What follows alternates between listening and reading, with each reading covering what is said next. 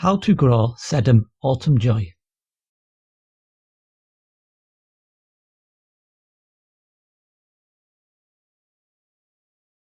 It is an attractive perennial plant with sturdy stems and succulent light green leaves, forming large flower heads that emerge in August.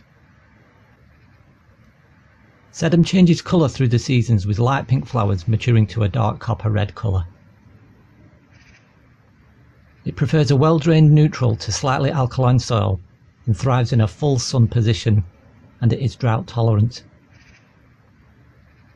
Its flowering time is between August to September and reaches a height and spread of 50 cm by 50 cm.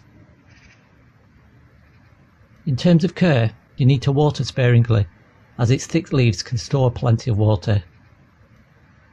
It is fully hardy and has no need for winter protection, and all you need to do is prune to control its shape.